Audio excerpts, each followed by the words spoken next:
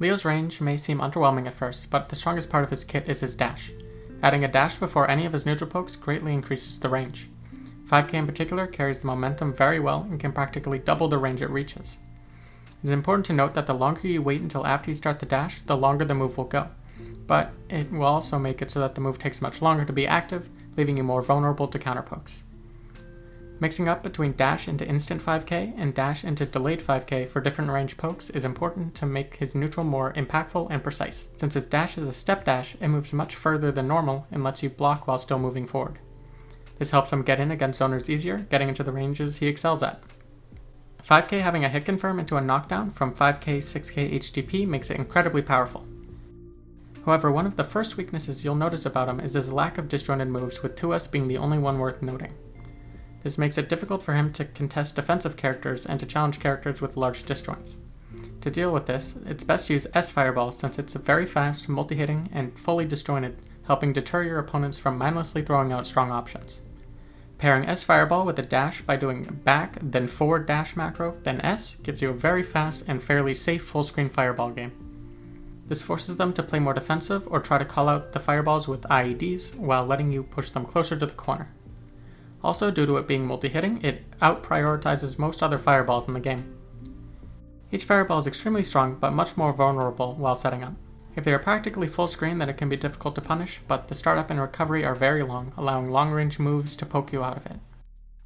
Once it's out, it becomes easy to get in on them since it can act as a shield for you, and using a strong 6p to stuff jump-in attempts.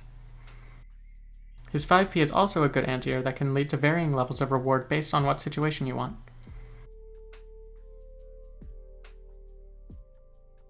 His 6p is a very good anti-air and counterpoke in neutral due to its horizontal range. It's his best front-facing disjoint, and it's good against many strong far slashes and 6p-able specials. A unique tool he has is 5H or 5S held. Once the move is complete, he will go into a stance that has autoguard, which will block all mids and overheads. This is another deterrent to prevent opponents from mindlessly mashing strong neutral options. Releasing the held button will launch an armored attack that allows for good Oki situations and leaves you even if it's blocked. Be careful, since it doesn't block lows and it will get counter hit if they do hit you low. Backturn stance has incredibly strong neutral options. Starting with Backturn P, it is one of the best anti-airs in the game with its 7-frame startup, low recovery, frame 1 to 10 upper body invul, and Gatling options. It is basically a faster 6p that on counter hit pops them up close, leading to high reward. Backturn S is one of the best moves in the game in my opinion. It is very spammable at 6-frame startup with very low recovery and a huge disjoint. It can be stance cancelled to be plus or cancelled into its overhead or cross-up special on block, leading to strong offense. Its low recovery paired with Backturn P's strong anti-air functionality makes it very difficult to approach him. Backturn H in neutral isn't amazing, but it has more range than Backturn S, so when you're at tip range and they're scared of just down backing, it's pretty nice to have as an option. Backturn K is mainly for pressure, but doing dash into it after forcing their respect can be good for restarting pressure. Even though Backturn P is very strong, it won't always work because recovery still does exist and startup exists. However, Backturn Dust is a frame 1 counter, so if you're unsure if you'll be able to get it out in time, then you can rely on that. It also reflects projectiles, giving your opponent a taste of their own medicine. Don't forget you also have your special moves, so DP is still an option, and you can still Fireball out of it.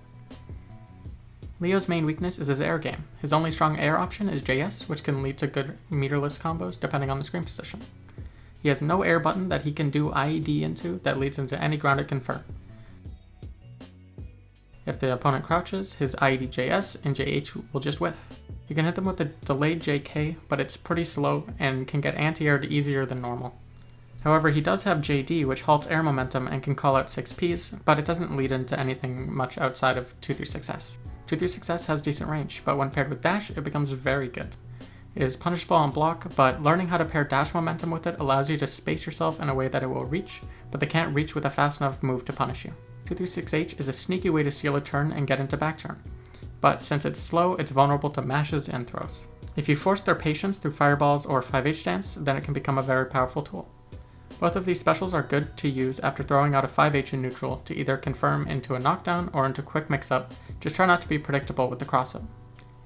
2D is a great advancing poke with the drawbacks of being very punishable and having no special cancels. It's a bit odd being a low crushing low that's 6P-able, but pairing it with dash momentum can lead to a more than half screen low. Make sure to only throw this out when you know that the spacing will be fairly safe or if you have meter to red RC. If you think they'll miss the punish, then you can gamble an HDP after, since it would be a punish anyways. When you have 50 meter, H Fireball PRC becomes one of your best neutral setups.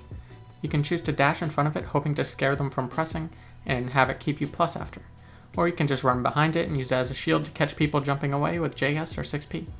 Or use the implied threat of it to sneak in a 236H cross-up. Just make sure to not be predictable with these options and mix in pokes to keep them honest. That's all for now, thank you for watching.